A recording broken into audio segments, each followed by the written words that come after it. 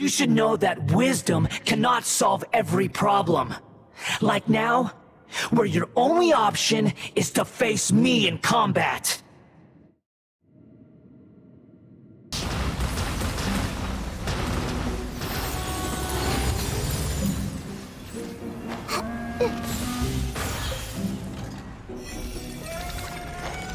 At my command, you shall fall. What an outcome after spouting off about facing Nahida in combat. You literally won't turn to face her.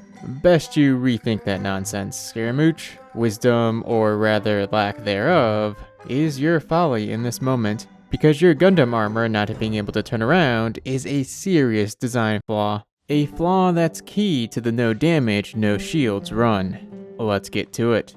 You may be wondering why I'm running such a hodgepodge team, but I assure you it's been carefully curated. The Traveler and Amber have very important roles to play, and Nilou and Klee are here for damage. I'd love to use Xiao, but his burst is off limits given it damages him.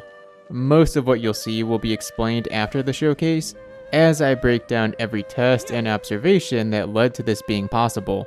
Geo-Traveler being able to climb stuff isn't anything new, and since this takes a few minutes, we'll speed through it. Windcatcher helps get this started and makes it so I don't need Kuching on the team. Or Venti if I had him. Let it be known that divinity is mine.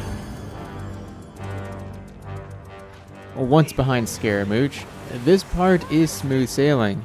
I play it safe, constantly ducking when I probably don't have to. However, I know for certain that his multi-beam attack can hit the player if they're high enough, and that the rare attack where he fires off those electro prisms can aim backwards. I gotta keep an eye out for those.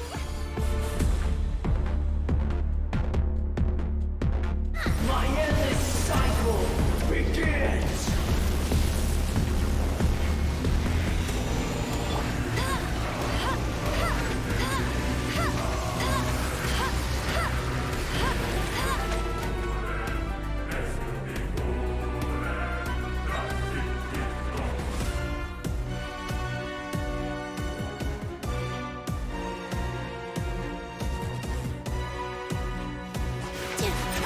My endless cycle begins!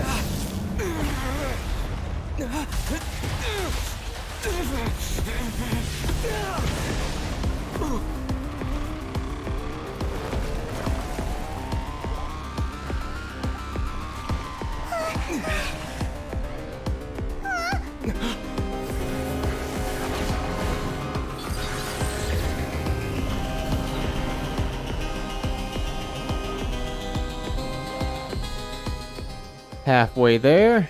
For this second half, patience and evasion are key.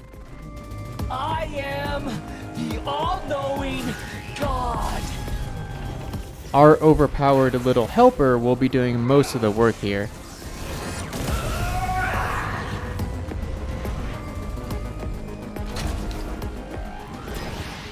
This attack is annoying. Those mines can land anywhere. One can observe the duration of the attack, however, and figure out when each volley will land based on the time since the attack started. Still, feels like evasion of it is mostly luck. Tremble. Can't get too greedy with going for those energy diamonds. They're often bait that lead you right into one of his attacks.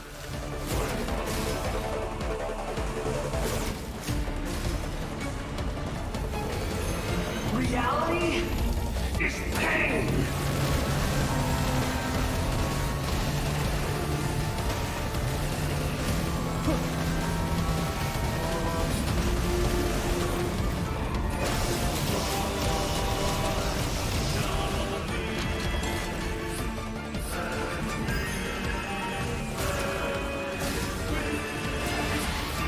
Burn to oblivion.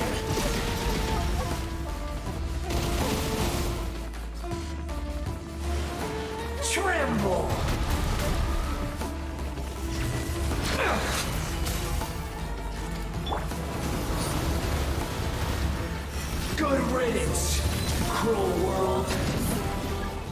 Alright, the final hurdle. The turret in the center is deceiving. It looks like you can't stop jogging or sprinting else you'll get hit. But that's not the case at all. Even the slow movement of an archer strafing while aiming is enough to avoid it, and that's key. Amber here can take out each of the flying drones with a charge shot, and the center one can be shredded with her burst. There's just enough time with this strategy to grab all the energy diamonds and fire off the blast to down Scaramouche. Not possible.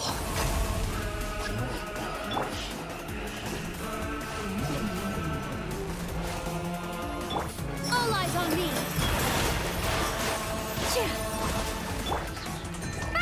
Wow! Dumpy dumpy go!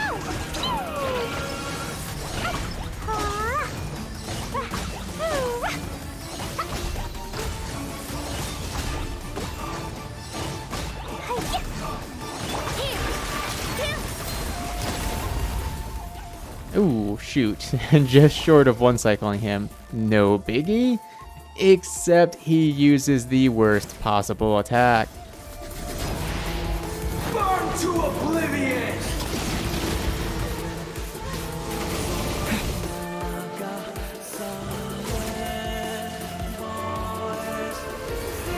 Reality is pain. I was destined for more. Reality is indeed pain, Scaramouche. You should have stayed in the dream, because at least in there, you could hit me. And that is Scaramouche on the highest difficulty with no damage taken and no shields used. Let's break down all the tests, observations, and map exploration done to reach this accomplishment. First up, avoiding the battle trigger.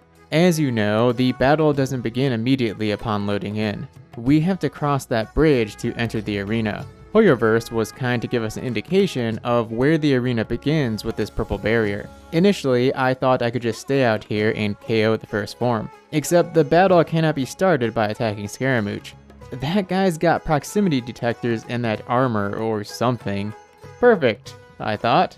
So I tossed the bear and bunny into the arena and voila, the false god sprung into action. My plan to sit back behind the safety of an all-powerful barrier was set. Until not only he hit me from out here with that electro prism attack, but until I got teleported into the arena and he healed to full health. Plan A failed. I needed a way to avoid triggering the battle. It was something I knew existed in the game, as I've done it at other bosses, although I didn't know if it could be applied here. At this point, I already knew that I could get behind him, but I didn't know if I could do so without triggering the battle. So I did some testing and found the following. By very carefully, while on the tips of those toes, passing the barrier and then quickly making your way to the south corner of the arena while hugging the barrier, the trigger can be avoided. If done correctly, the big bad boss will keep on snoozing while you're free to do whatever. Though don't wander too close, else you'll wake him up. Now I could climb with Geo Traveler without having to worry about his attacks. And I could also use Windcatcher since combat hadn't started. As mentioned earlier, that freed up a team slot. You see, wisdom really can solve all problems. With these two things set, phase 1 of the battle was perfected. As for the second phase, I covered that almost entirely in the brief explanations during the fight. The main issues were the volley attack that placed mines everywhere, since if they land atop you, they deal damage, and the turret during the Setsuna Shometsu countdown. The energy barrage isn't all that difficult to deal with. Bunny hopping easily keeps you ahead of the AoE, and one just needs to conserve a bit of stamina for avoiding the lasers that are clearly indicated by trails of light.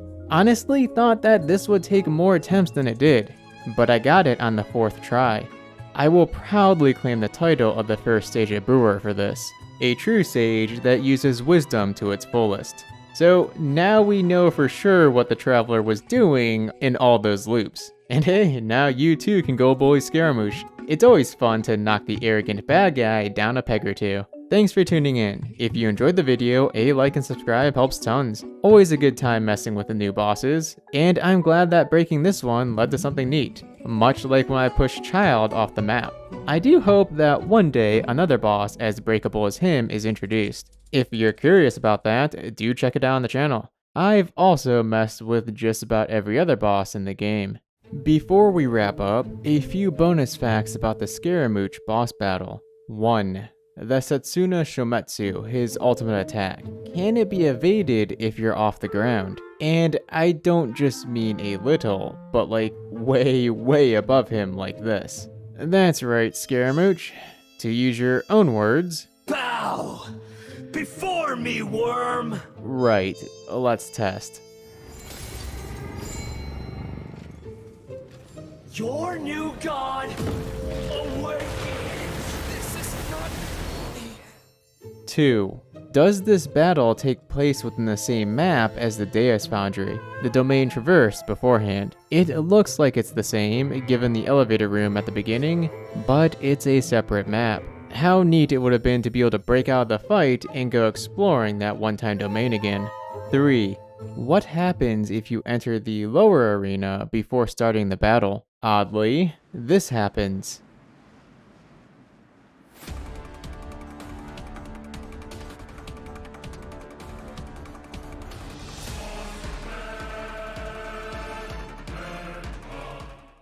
And just to clarify, no, that music is not edited in.